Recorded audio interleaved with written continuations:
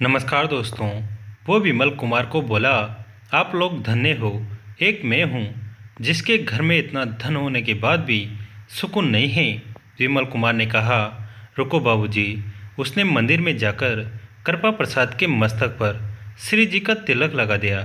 मस्तक पर तिलक लगते ही अचानक से कृपा प्रसाद गिरते गिरते बचा। उसने कहा कि तिलक लगाते ही मुझे अचानक से क्या हो गया, जैसे जोर से झटका लगा हो।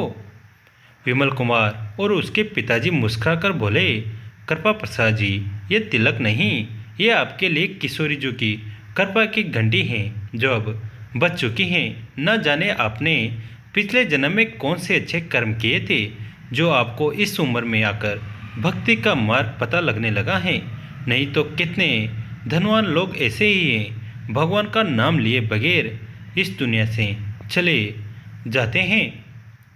लेकिन न जाने आप पर किशोरी जी की कैसे कृपा हो गई। यह श्री जी का तिलक आपके मस्तक पर शोभायमान हुआ है। कृपा प्रसाद चुपचाप ये सुन रहा था। आज उसका मन बहुत ही प्रसन्न था। रात को वह जब घर गया तो घर के नौकर उसको देखकर सहमे हुए थे कि आज मालिक देर से वापस आया है, इसका गुस्सा हम सब पर टूटेगा। लेकिन आज वह बहुत ही अच्छे मूड में था। उसने नौकरों को, अपनी बीवी को, बच्चों को कुछ नहीं कहा। चुपचाप जाकर अपने कमरे में जाकर सो गया। लेकिन सारी रात उसको नींद ही नहीं आई। वह बार बार अपने मस्तक पर लगे श्री जी के तिलक को हाथ लगाकर देख रहा था।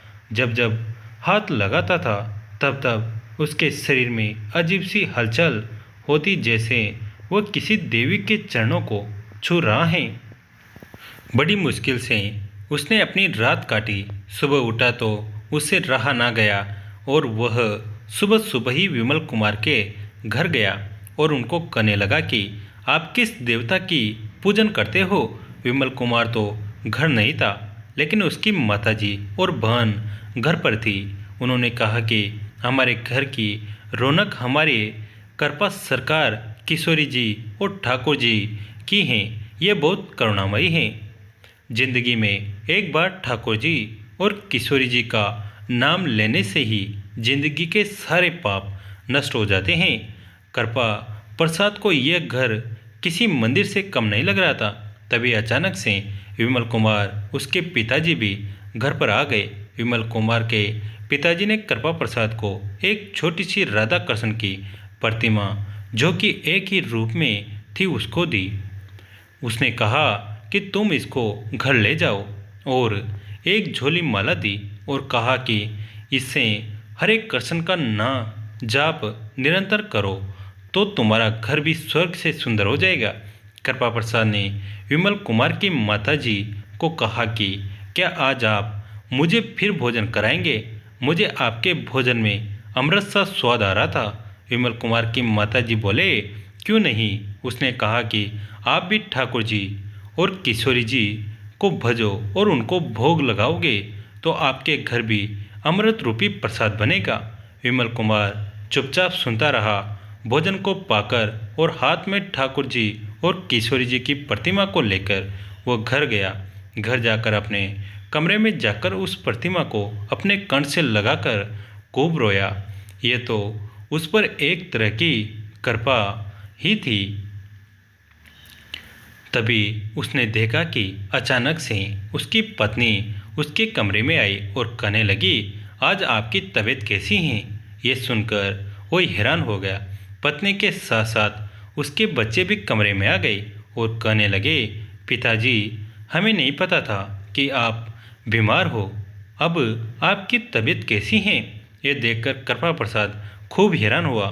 तभी उसकी नज़र अपने हाथ में पकड़े ठाकुर जी पर पड़ी। उसने देखा ठाकुर जी और किशोरी जी मंद मंद मुस्कुरा रहे थे।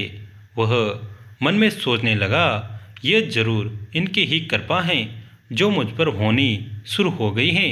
अब तो उसका विश्वास और पक्का होना शुरू हो गया। सुबह जब नहा धोकर उसने ठाकुर जी की सेवा की, धूप अगरबत्ती की और उसने सोचा कि आज मैं अपने हाथ से भोजन बनाकर ठाकुर जी को भोग लगाऊंगा। लेकिन तभी उसने देखा उसकी पत्नी पहले से ही रसोई घर में बैठी हुई हैं और कोई भोजन बना रही है। वह यह देखकर हैरान हो गया, जो औरत सारी जिंदगी घर की रसोई में नहीं गई, आज कैसी कृपा हुई है। उसकी पत्नी ने बहुत ही स्वादिष्ट कढ़ी चावल बनाए थे। वही कढ़ी चावल ठाकुर जी को भोग लगाए। बाद में कढ़ी चावल का भोग खाने लगे तो सभी ने मिलकर एक ही जगह बैठकर भोजन किया।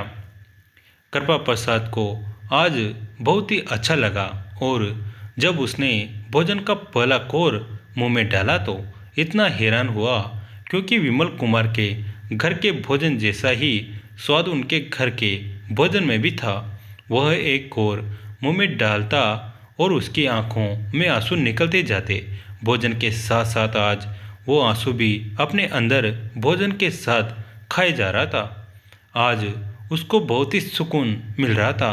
वो पूरे परिवार को अपने पास बैठे देखकर ठाकुर जी का लाख लाख धन्यवाद कर रहा था। ऐसे श्री जी और ठाकुर जी की कृपा कृपा प्रसाद के ऊपर हुई।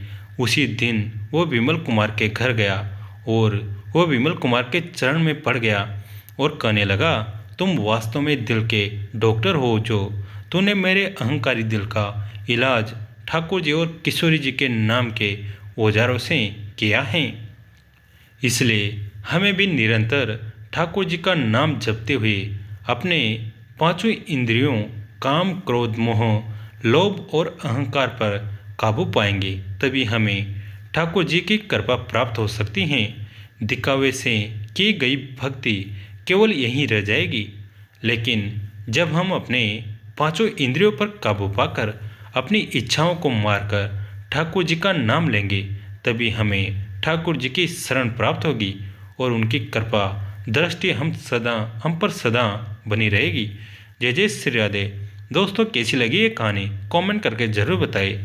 वीडियो को लाइक करें, चैनल को सब्सक्राइब करें, घंटी के बटन को दबाकर ऑल पर क्लिक करें। दोस्तों, इस कहानी को अपने दोस्तों के साथ, फैमिली के साथ और सभी के साथ शेयर जरूर करें। धन्यवाद दोस्तों।